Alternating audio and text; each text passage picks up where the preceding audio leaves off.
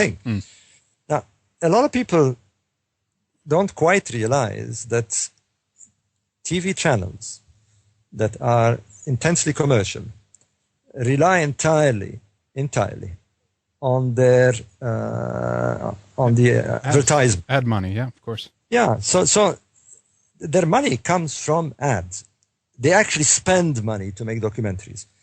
But in order to have the ratings to attract advertisers, they need to get more and more sensational all the time. It's become, and some of them have lost it. You know, I mean, I don't need to cite. Yeah, I mean, there are reality TVs that are beyond belief. But the pressure is on the producers to come up with more sensational, more dramatic. Of course, it's very good TV to show Dr. Hawass going crazy on TV. And people peeing in the pyramid and getting lost under the pyramids. Well, that's what's horrible about it, because I guess in one way, even you end up looking at it because of the spectacle of the thing, I guess. So that's more ad money right there. You know, one of the most popular shows in England and in Europe has been Big Brother. I mean, the truth be told is that, you know, people sadly like to watch this sort of stuff because, you know, it's a bit like an accident on the road, you know. I mean, right. People stop. Well, it says something more about people in general then, I think. Or do people really want this? Or again, is it just that this is what is showing on TV now? This is what we're being given in that sense. And that's why people tune into it. What do you think, Robert? Hendrik, I have to say this because you're giving me the opportunity to say it. I've got a postgraduate in marketing, right? So I know what marketing is all about. You know, I'm an old wolf at marketing. I'm 63 years old, and I've done a lot of marketing. And, you know, the sad thing is that, you know, you can, you know, if you're let loose, you know, if television is let loose without restraint, in order to get ratings, they'll do anything. I mean, there are some people who will do anything. But incidentally, in fact, since we're talking about Big Brother, the sad thing is that there are people just to be on TV will do anything. That's right. You know, and it's a sad thing, but if one has to use the word reality TV, that's the reality.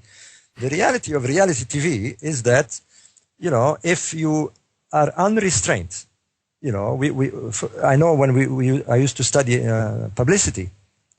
I mean, thank goodness we had watchdog bodies, because if you let people do anything they want with publicity, they will.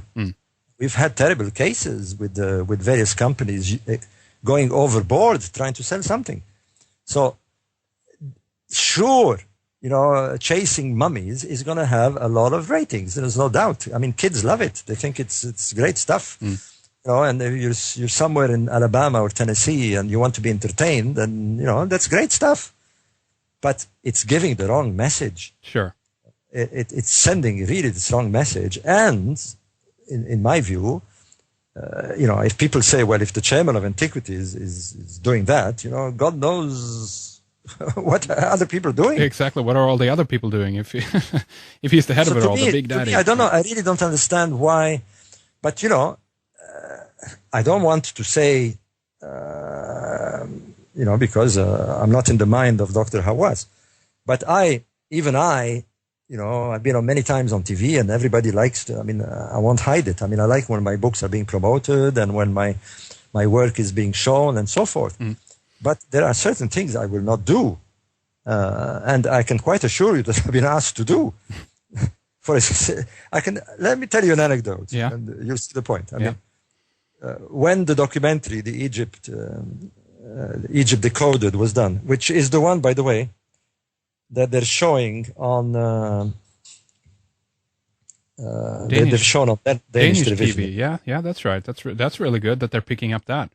Yes, but that particular documentary was done by a very, very serious Dutch producer, Raoul Oostra, who has made a huge reputation with History Channel and Discovery Channel and European channels for doing very good documentaries. But, you know, he was under pressure to get ratings, to sell the documentary. And while we're doing documentary, we were going to tell the story about the so-called Heb-Set ritual that the pharaohs did. Now, the Heb-Set ritual is that the pharaoh was put under a test, a sort of election test, and he had to he had to show that he was still capable of ruling. So they put him under test, and he had to undergo certain physical tests. And one of the things he did was to run in a kind of field, presumably to show his ability and his virility and so forth. And he would run naked. And they asked me to do that. Oh, no. You're kidding me. I'm not kidding you at all. And in fact, we had a lot of arguments, and I said, no, come on. I mean, but, I said, it'll make good TV, make good TV, but it will ruin for life, Oh, but Robert Bauval runs naked, on TV. That's exactly. Look carefully at the documentary, because eventually I agreed not to run naked, of course. Right. I agreed to run with I had a loincloth, and they filmed the shadow. They filmed my shadow, and it made much a better effect. If you watch the documentary very carefully, that's me running. Okay, there you go. But it's to tell you, with this anecdote, and there are many of those, that you have to be very careful not to cross that red line, because producers will take you beyond.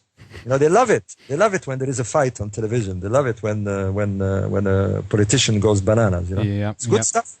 Absolutely, it's all for the ratings, and as you say, it's ad driven primarily, and it's not about academia really finding out what is going on, and it tells something about our current culture as well. I mean, from my point of view, we're witnessing the demise on it, at least generally, on a general scale overall.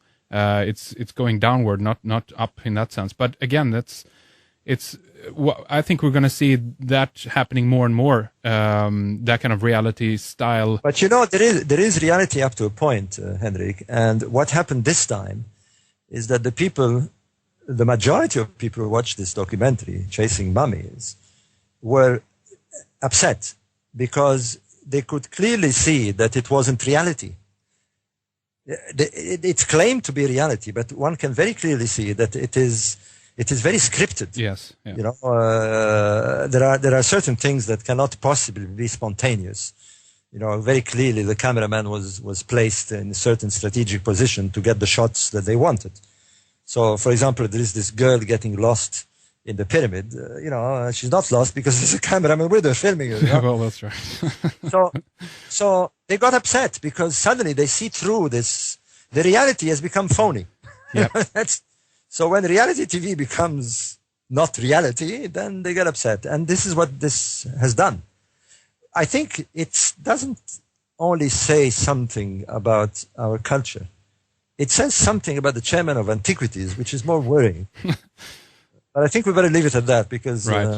enough. Well, again, I mean, it's also desensitizing us to this kind of garbage, if we can put it that way. It's 2 steps forward and then 1 back. So when they do something half as bad next time, people won't be as upset in one way as well. So it's ruining it slowly. But Robert, but you know what we call this? This is sort of give us a dose of morphine so we don't feel the pain. Well, exactly. That's right. But why don't we, as we have about 10 minutes or so left here in our first segment, Robert, and I want to talk obviously about your own Egypt tour. I mean, what is your version of chasing mummies then, if we look at it from that point of view? How do you go about looking around Egypt and the upcoming tour that you're going to have here soon, Robert? Well, I don't call my tour Chasing Mummies, but that's a good start right there. No, I have lovely names like the Old Pyramid Tour. We've had Stars and Signs, which emphasizes the type of topic that the tour will be about. But in a nutshell, this tour that we're doing in October is organized by a colleague of mine, Hugh Newman. I think you know him. Yeah, we've had him on quite a few times. 2 times, Megalithomania, yeah. Have you? Well, there you are. You know him. Yep. I gave a talk at his conference in May this year, and while we were there, he said, well, why don't we do a tour for my members of Megalithomania? So I said, fine, and we designed the tour. But it's very typical of the tours that I do, which really is for people who want to see the sights of Egypt, but want to see them from not the touristic point of view. They can do that whenever they want, but from the perspective of cutting-edge researchers. Myself, Robert Schoch, John West, Graham Hancock, and a variety of others. In other words, that while we do the tour, there is